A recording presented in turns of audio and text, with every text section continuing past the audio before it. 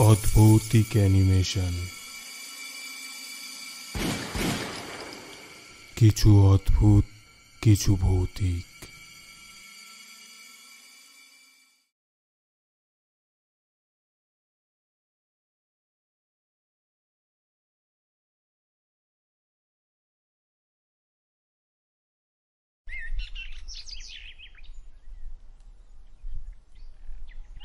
Bakulbagan boys ক্লাবে রবিবারের আড্ডা চলছে।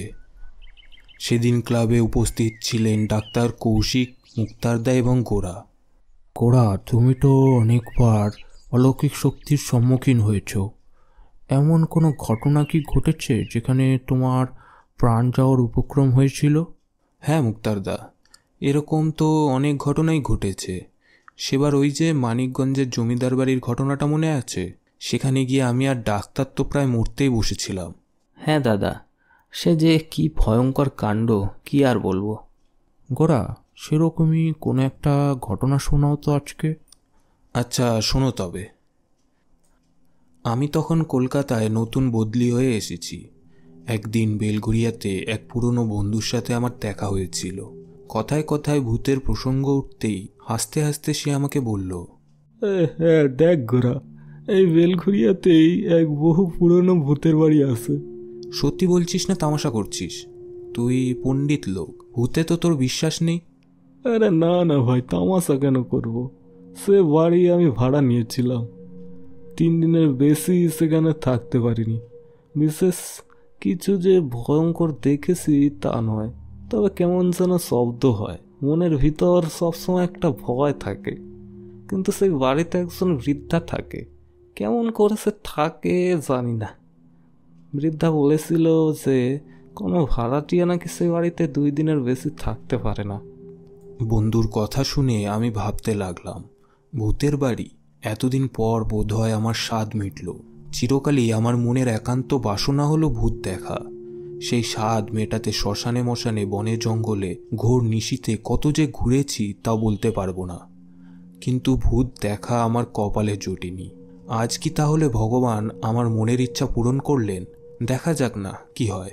বন্ধুর কাছ থেকে সেই বাড়ির ঠিকানা জেনে নিলাম। বাড়ির সামনে গিয়ে দেখলাম তালা বন্ধ। প্রতিবেশীদের কাছে শুনলাম সেই বাড়িতে নাকি এক বৃদ্ধা বাস করত। কিছুদিন আগে তার মৃত্যু হয়েছে। রাতে নাকি ভূত এসে তার ঘাড় মটকে দিয়েছে। সেই থেকে সেই বাড়ির ভেতরে মানুষ তো দূরে থাকুক, কাকপক্ষী অবধি প্রবেশ করে না। আমার আরও কৌতূহল জন্মালো। প্রতিবেশীদের কাছ থেকে মালিকের ঠিকানা জেনে নিয়ে তার কাছেই উপস্থিত হলাম। বাড়ির যা দুর্নাম আছে তা আপনি শুনেছেন? আমি এতদিন বিদেশে ছিলাম। আমার কাকাবাবু ওই বাড়িটা কিনেছিলেন। কবে থেকে যে ওই বাড়িতে ভূতের উপদ্রব শুরু হয়েছে তা আমি বলতে পারবো না। সপরিবারে আমি ওই বাড়িতে 2 দিন ছিলাম, তারপর প্রাণ ভয়ে পালিয়ে আসি। আপনি যদি সে বাড়িতে থাকতে চান তাহলে কোনো টাকা ভাড়া দিতে হবে না। যাই হোক, আমি চাবি নিয়ে এলাম। আমার একটি ভৃত্য ছিল।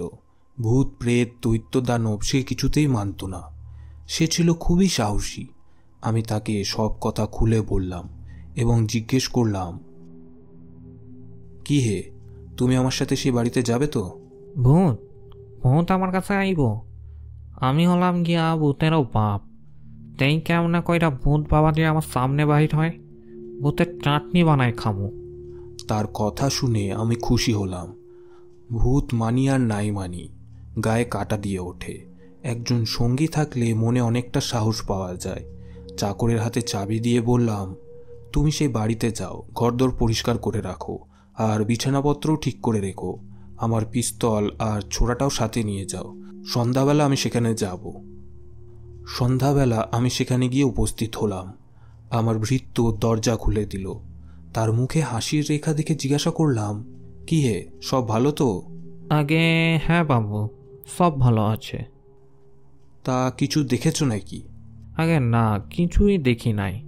তবে আমার সামনে কারা যেন এসে ফিসফিস কইরা কথা বলতেছিল। এমন শব্দ আমি বারবারই শুনেছি। ভয়, আমার শরীরে ভয় ডর নাই বাবু। আমি হইলাম গিয়া ভূতেরও বাপ। যদি আসল ভূত দেখি ভয় তো পাবই না, বরং আনন্দই হইব। বাড়ির মধ্যে প্রবেশ করে আমরা এ ঘর সে ঘর ঘুরে দেখতে লাগলাম। প্রকাণ্ড অট্টালিকা, একতলা দোতলা, কত যে ঘর তা বলতে পারবো না। দেখতে দেখতে আমরা একটি বড় ঘরে উপস্থিত হলাম। এই ঘরের ভেতর ভূতের উপদ্রব যাকে বলে তার প্রথম সূচনা হলো। ঘরটি আমার ভৃত্য পরিষ্কার করেনি, তাই মেঝেতে ধুলো জমেছিল। কোথাও কিছু নেই।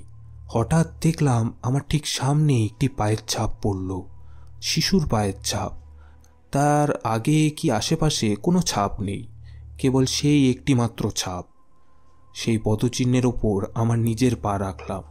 অমনি ঠিক সেই সময় আমার সামনে আরেকটি পায়ের ছাপ পড়ল, কিন্তু শুধু এক পায়ের ছাপ, দু পায়ের ছাপ পড়ে না। যখন ঘরের অপর প্রান্তের দেওয়ালের সামনে উপস্থিত হলাম তখন আর ছাপ পড়ল না। তারপর আমরা আরেকটি বড় ঘরে গিয়ে বসলাম। ততক্ষণে রাত হয়েছে। ভৃত্য একটি লণ্ঠন জ্বালিয়ে আমার সামনের টেবিলের উপরে রাখল। ঠিক সেই সময় ঘরের অন্য দিক থেকে একটি চৌকি আকাশপথে উড়ে এসে আমার সামনে পড়ল।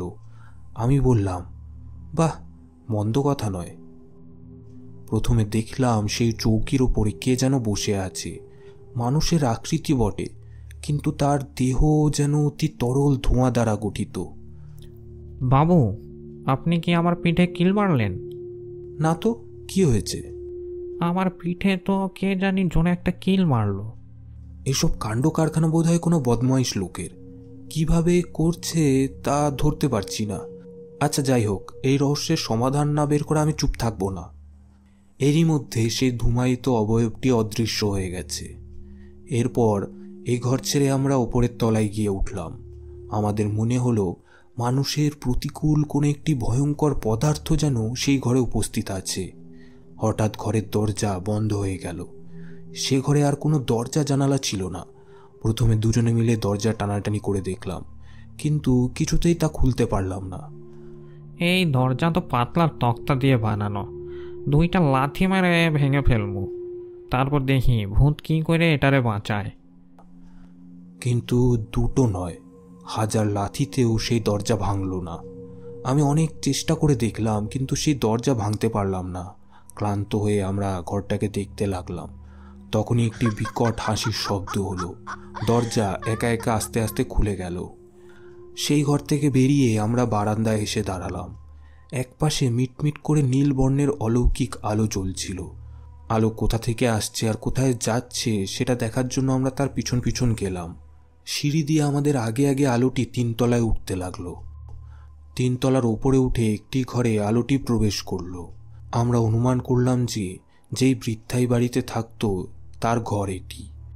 ঘরের ভেতরে একটি টেবিল ছিল, তার উপরে দেখলাম একটা রেশমের রুমাল ও 2টি চিঠি রাখা আছে।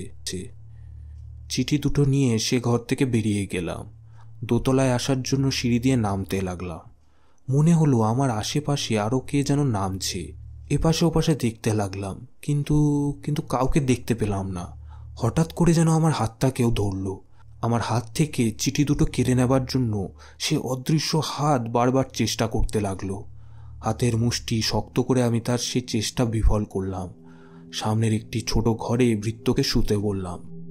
যে চিঠি দুটি ওপর ঘর থেকে এনেছিলাম সেটা পড়তে লাগলাম। 50 বছর আগের চিঠি দুটি কোনো একজন তার প্রিয়তমাকে লিখেছিল, কিন্তু কারোর নাম তাতে লেখা ছিল না। ভালোবাসার কথা ছাড়াও তাতে এক বিভীষিকার আভাসও ছিল, যেন কেউ কাউকে খুন করেছে, এরকম কথা। চিঠি দুটো পড়ে আমি খাটের উপরে রাখলাম। ঘরে 2টো বড় বড় বাতি জ্বলছিল, আর শীতকাল, তাই ফায়ার প্লেসেও আগুন জ্বলছিল, ফলে ঘরটি উজ্জ্বল আলোয় ভেসে যাচ্ছিল। এরপর হঠাৎ ঘরের ভেতরে একটা বিকট শব্দ হতে লাগলো। এই সময় ভৃত্য হঠাৎ তার ঘর থেকে বেরিয়ে আমার ঘরে ঢুকলো। তার চোখ রক্তবর্ণ, যেন এক্ষুনি কোটর থেকে বেরিয়ে যাবে। তার সমস্ত শরীর কাঁপতে শুরু করেছে। বাবু বাবু, এখান থেকে এখনই পালান। আপনি এখানে আর এক মুহূর্ত থাকলে আপনি মারা পড়ে যাবেন বাবু। ওরে বাবারে, ওরে বাবারে, ওরে বাবারে, মাগো, ওরে বাবারে, পালা। এইরকম চিৎকার করতে করতে সে আমার ঘর থেকে বেরিয়ে তরতর করে সিঁড়ি দিয়ে নামতে লাগলো। সেই ভয়ঙ্কর শ্মশানের মতো অট্টালিকার ভেতরে আমি একা পড়ে রইলাম। এবার আমি প্রচণ্ড ভয় পেলাম। একবার ভাবলাম আমিও পালাই, কিন্তু বন্ধুবান্ধব সকলে হাসবে, ঠাট্টা করবে। এসব কথা ভাবছি তখনই হঠাৎ আমার পাশে তালগাছের মতো মিশমিশে একটি মানুষের অবয়ব আবির্ভূত হলো। তার মাথা একেবারে ছাদে গিয়ে ঠেকল, তার চোখ দুটো ভাটার আগুনের মতো জ্বলতে লাগলো। আমি শিউরে উঠলাম, আমার পিস্তল নেবার জন্য হাত বাড়ালাম, কিন্তু হাত উঠল না। হাত অসাড় অবশ হয়ে গেছে। আমি উঠে দাঁড়ানোর চেষ্টা করলাম, কিন্তু পা পর্যন্ত অবশ হয়ে গেছে। চিৎকার করতে চেষ্টা করলাম, কিন্তু মুখ দিয়ে কোনো শব্দ বের হলো না। জ্ঞান হারানোর অবস্থা হয়ে গেল। কিন্তু তখনই একটা চিন্তা শক্তি আমার মনের মধ্যে এলো। ভাবলাম, এখন যদি ভয় পাই তাহলে নিশ্চয়ই বেঘরে মারা পড়ব। তাই অনেক চেষ্টা করে ধৈর্য ধরে রাখলাম। তার কিছুক্ষণ পরে ধীরে ধীরে উঠতে পারলাম। আস্তে আস্তে গিয়ে একটা জানালা খুলে দিলাম। জ্যোৎস্না রাত্রি ছিল, অল্প অল্প চাঁদের আলো ঘরে প্রবেশ করছিল। সেই আলোয় দেখলাম তালগাছ সমান কালো বিকট মূর্তিটা তখন সম্পূর্ণভাবে ঘরে নেই, কেবল তার ছায়াটা ঘরের একপাশে দাঁড়িয়ে আছে। আবার গিয়ে বিছানায় বসলাম। লাল, সবুজ, হলুদ নানান রঙের গোলাকার আলো তখন ঘরের চারিদিকে ঘুরে বেড়াতে লাগলো। তারপর ভূমিকম্প শুরু হলো। ঠিক যেমনটা হয় ঘর সেরকমভাবে ঝুলতে লাগলো। বিছানার উপরে যে চিঠি দুটো রেখেছিলাম তার নিচ থেকে রক্ত মাংসের গড়া একটি মেয়ের হাত বেরিয়ে এলো। আমি তাড়াহুড়ো করে সেই হাত ধরতে গেলাম, কিন্তু ঠক করে সেই হাত চিঠিটি নিয়ে নিমেষের মধ্যে অদৃশ্য হয়ে গেল। তাছাড়া আরও যে কত ভয়ঙ্কর ঘটনা ঘটল সেই সব আমি আর বর্ণনা করতে পারবো না। মাঝে মাঝে আমার গলা টিপে মেরে ফেলার জন্য কে যেন চেষ্টা করতে লাগলো। আমার ঘাড় ভেঙে দেওয়ার জন্য ঘাড়ে হাতও আসতে লাগলো। সাহসে ভর করে আমি সেই হাত ঝেড়ে ফেলতে লাগলাম। সেই রাতে কি করে যে আমি প্রাণে বেঁচে গেলাম সেটাই আশ্চর্যের বিষয়।